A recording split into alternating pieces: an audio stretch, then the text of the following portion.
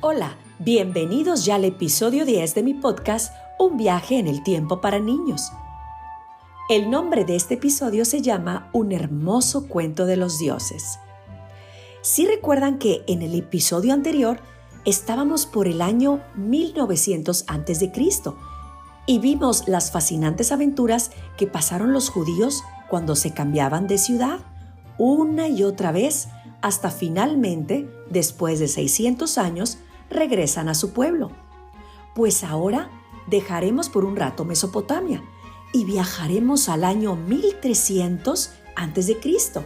y cruzaremos al otro extremo de Egipto, pasando el mar Mediterráneo. Aquí llegaremos a un pueblo que fue un lugar especial en la historia, un país de hermosas islas, montañas altas y ciudades con columnas y edificios blancos.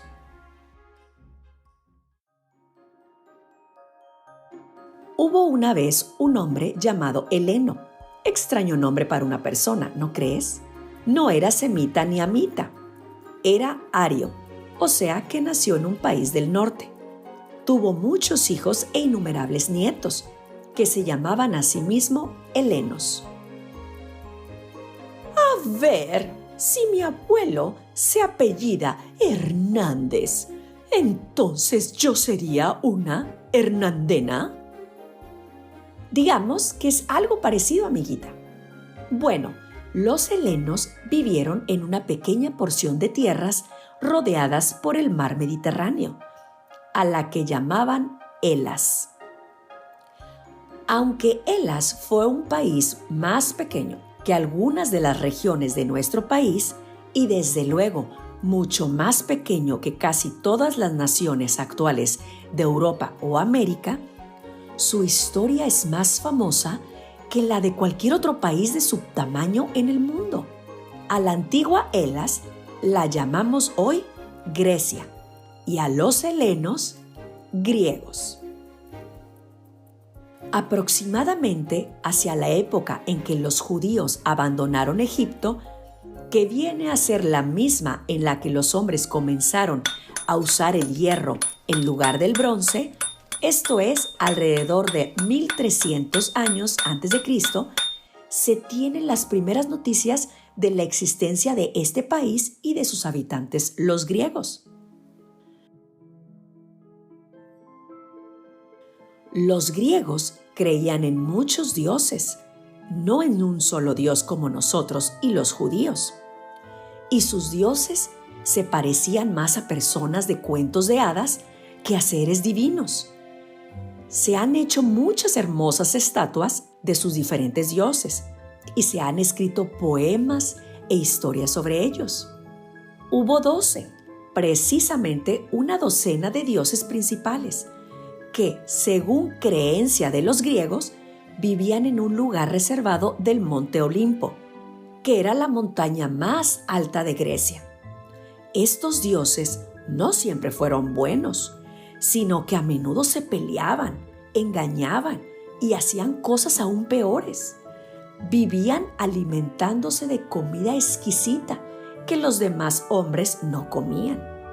Es el llamado néctar de los dioses, algo así como una bebida mágica, al que atribuían los griegos la virtud de hacerse inmortales a los que lo probaran, esto es, que jamás morirían. Veamos en qué consistía la familia de los dioses. Sé que estás algo curioso por conocerlos. La mayoría de ellos tienen 2 nombres. El primero era Júpiter o Zeus. Es el padre de los dioses y el rey que gobierna la vida de todos los seres humanos. Se sienta en un trono y sostiene en su mano un relámpago en zigzag llamado rayo. A su lado suele estar una águila, la reina de los pájaros. El segundo era Juno o Eras. Ella es la esposa de Júpiter y por consiguiente reina. Lleva en su mano un cetro. Un cetro es como una varita larga y elegante hecha de materiales brillantes y hermosos. Y su pájaro favorito, el pavo real, la acompaña con frecuencia. El siguiente es Neptuno o Poseidón. Él es uno de los hermanos de Júpiter. Él gobierna el mar. O sea, es algo así como el papá de la sirenita. Conduce un carro sobre las aguas tirado de 2 caballitos de mar y lleva en la mano un tridente que parece un tenedor gigante de un pirata con 3 puntas afiladas. Puede provocar una tormenta en el mar o calmar las olas simplemente golpeándolas con su tridente. Bueno, seguimos con la familia de los dioses. Vulcano o Hefesto es el dios del fuego. Tiene el aspecto de un herrero cojo y trabaja en una fragua. Una fragua es un lugar donde se calienta metal hasta que esté lo suficientemente caliente como para ser moldeado o trabajado. Se dice que su fragua está en la cueva de una montaña. Y como el humo y el fuego salen de algunas montañas, se les llama volcanes en honor al dios Vulcano que está dentro. Apolo es el más bello de todos los dioses. Es el dios del sol, del canto y la música. Todas las mañanas decían los griegos que Apolo conduce su carro de sol a través del cielo del este al oeste, y esto forma el día iluminado por el sol. Diana o Artemisa es la hermana gemela de Apolo. Ella es la diosa de la luna y de la caza. Marte o Ares es el terrible dios de la guerra, que solo es feliz cuando hay guerra. Y como en la antigüedad las guerras eran muy constantes, estaba feliz la mayor parte del tiempo. Mercurio o Hermes es el mensajero de los dioses. Lo representan con alas sobre su cabeza y pies para indicar su rapidez. Y lleva en su mano un maravilloso palo o vara alada, o sea que tiene alas. Que si este palo se coloca entre 2 personas que están peleando, inmediatamente las hará amigas. Un día, Mercurio vio 2 serpientes peleando y puso su varita entre ellas. Después de lo cual se entrelazaron alrededor de ella como en un abrazo amoroso, y desde entonces las serpientes han permanecido entrelazadas a su alrededor. Esta varita se llama caduceo. Minerva o Atenea es la diosa de la sabiduría. Nació de una manera muy extraña. Un día, Júpiter tuvo un terrible dolor de cabeza. Empeoró cada vez más hasta que finalmente no pudo soportarlo más. Pero encontró una forma muy extraña de curarlo. Llamó a Vulcano, el herrero cojo, y le dijo que lo golpeara en la cabeza con su martillo. Aunque Vulcano debió pensar que esto le sería divertido, por supuesto que tenía que obedecer a su papá. Entonces le dio a Júpiter un golpe terrible en la cabeza y surgió Minerva con toda su armadura. Y el dolor de cabeza que ella le había causado desapareció. Entonces ella nació de su cerebro. Por eso es la diosa de la sabiduría. El nombre griego de Minerva es Atenea, y ella fundó la ciudad en Grecia y le puso su nombre, Atenas. Creían que Atenea cuidaba de la ciudad como una madre amorosa lo hace con sus hijos. Venus o Afrodita es la diosa del amor y la belleza. Ella es la más bella de las diosas, como Apolo es el más bello de los dioses. Se dice que nació de la espuma del mar. Cupido, su hijo, es un hermoso niño que lleva en su espalda una flecha con arco. Anda disparando sus flechas invisibles al corazón de los seres humanos. Pero en lugar de morir cuando son alcanzados, inmediatamente se enamoran de alguien. Por eso en San Valentín ponemos corazones con flechas atravesándolos. Vesta es la diosa del hogar y la familia y siempre cuida de ella. Ceres o Demeter es la diosa del granjero. Estos son los 12 dioses de la familia olímpica. Sin embargo, También hablaremos del hermano de Júpiter llamado Plutón. Este gobierna el mundo subterráneo y vive bajo la tierra. Hay muchos otros dioses y diosas menos importantes, así como algunos dioses que son mitad humanos o semidioses, como las 3 hadas, las 3 gracias y las 9 musas. Algunos de los planetas en el cielo que parecen estrellas todavía reciben el nombre de estos dioses griegos. Júpiter es el nombre del planeta más grande. Marte, el dios de la guerra, es el nombre de uno que es rojizo, el color de la sangre. Venus es la más bella de las estrellas, tal como era la diosa. También hay un planeta Mercurio y Neptuno.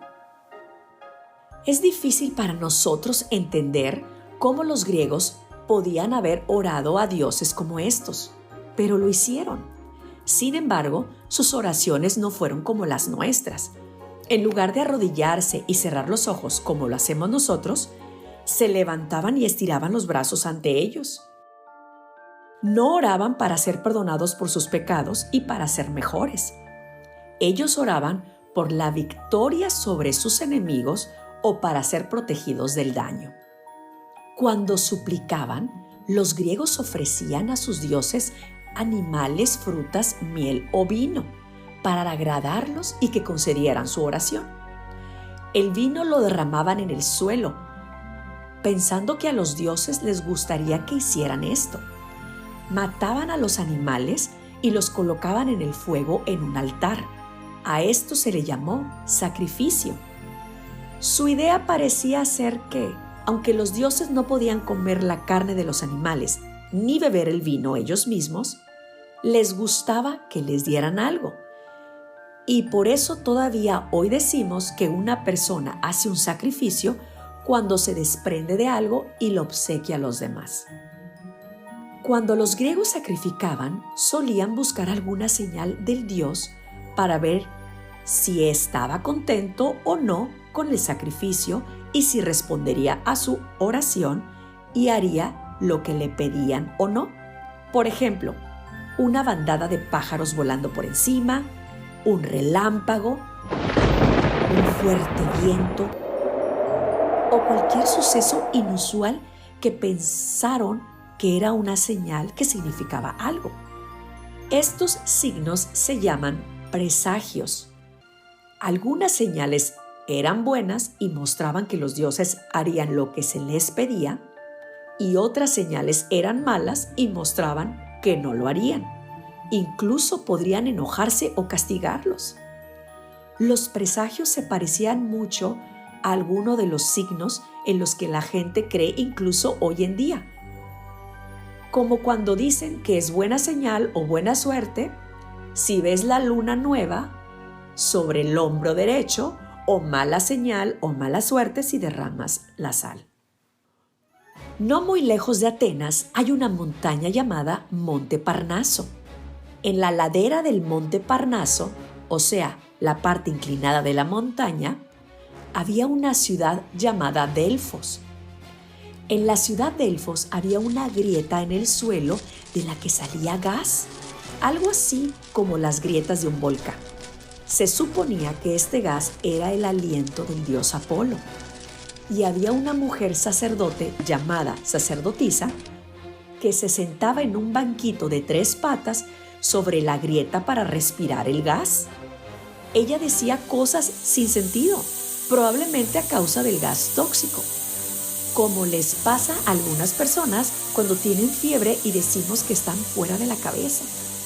Y cuando la gente le hacía preguntas, murmuraba cosas raras y un sacerdote interpretaba lo que ella decía. Este lugar se llamaba Oráculo de Delfos y la gente recorría largas distancias para hacerle preguntas al oráculo, porque pensaban que Apolo les estaba respondiendo por medio de ella. Los griegos acudían al oráculo siempre que querían saber qué hacer o qué iba a pasar, y creían firmemente en lo que el oráculo les decía. Sin embargo, Normalmente las respuestas del oráculo eran enigmáticas, de modo que podían entenderse de más de una manera. Por ejemplo, un rey que estaba a punto de ir a la guerra con otro rey le preguntó al oráculo quién ganaría. El oráculo respondía: un gran reino caerá. ¿Qué supones que quiso decir el oráculo? La respuesta se puede entender de 2 o 3 maneras. ¿No crees que se debió haber hecho una segunda pregunta? ¿Qué le hubieras preguntado tú al oráculo si fueras el rey? Y dime, ¿qué piensas tú de la manera en que respondía el oráculo? ¿Se imaginan que los antiguos griegos creyeran en tantos dioses y que los planetas de nuestro sistema solar se llamen como ellos? ¿Cuál de los dioses te pareció más interesante? Si pudieras agregar un nuevo dios a la familia olímpica, ¿cómo sería y qué haría? Y hasta aquí terminamos con este episodio 10, la primera temporada de este viaje mágico a través del tiempo. Y muy pronto viene la segunda temporada, con historias asombrosas, personajes fascinantes y sonidos mágicos. Viajaremos a lugares lejanos, exploraremos un legendario cuento griego guerrero con una historia de amor, vanidad y un gigante caballo de madera. Conoceremos el pueblo que comenzó a escribir las primeras letras. También veremos cómo en una isla cerca de Grecia estaban los guerreros más fuertes de aquella época.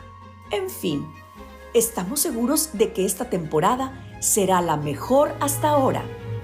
No te la puedes perder. Te invito a darle 5 estrellas al podcast para que más amigos nos acompañen en esta aventura y conozcan la asombrosa historia de nuestros antepasados. Hasta la próxima.